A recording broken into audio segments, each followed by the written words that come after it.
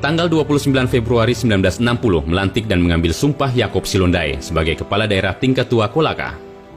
Tanggal 1 Maret 1960 melantik dan mengambil sumpah Laode Abdul Halim sebagai Kepala Daerah Tingkat 2 Buton.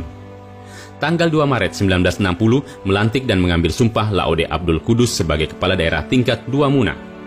Dan tanggal 3 Maret 1960 melantik dan mengambil sumpah Abdullah Silondai sebagai Kepala Daerah Tingkat 2 Kendari.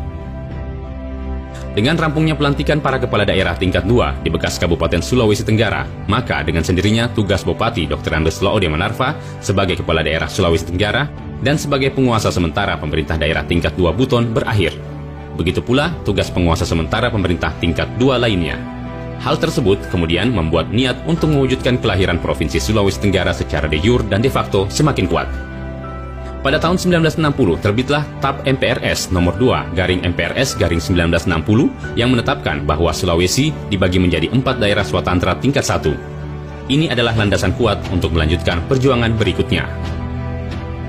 Pada saat itu, Yaakob Silondai selaku anggota MPRS asal Sulawesi Tenggara di samping jabatannya sebagai Bupati Kolaka dengan kesepakatan pimpinan parpol dan para tokoh masyarakat menunjuk Ketua PSII Abdul Hamid Hasan dan Ketua PNI Umar Tongasa untuk menghadap dan menyampaikan tuntutan kepada pemerintah pusat. Tuntutan tersebut diterima oleh Perdana Menteri I Insinyur Juanda yang tidak setuju dengan ide pembentukan Keresidenan Koordinator Sulawesi Tenggara karena akan menghambat pembentukan langsung Provinsi Sulawesi Tenggara.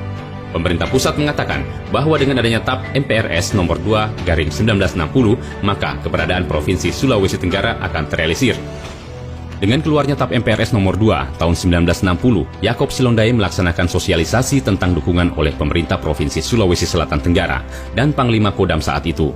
Berdasarkan hasil sosialisasi tersebut, maka pada tanggal 11 Juni 1963 diadakan musyawarah DPRD GR dari 4 daerah tingkat 2 se-Sulawesi Tenggara yang bertempat di bekas Istana Raja Kendari dengan keputusan menuntut segera dilaksanakannya dan direalisasikannya pembentukan daerah tingkat 1 Provinsi Sulawesi Tenggara, mempersiapkan bahan-bahan perjuangan yang dilengkapi dengan data-data, kemampuan potensi, dan keadaan daerah yang akan disampaikan kepada pemerintah, membentuk delegasi rakyat Sulawesi Tenggara untuk menyampaikan tuntutan kepada pemerintah.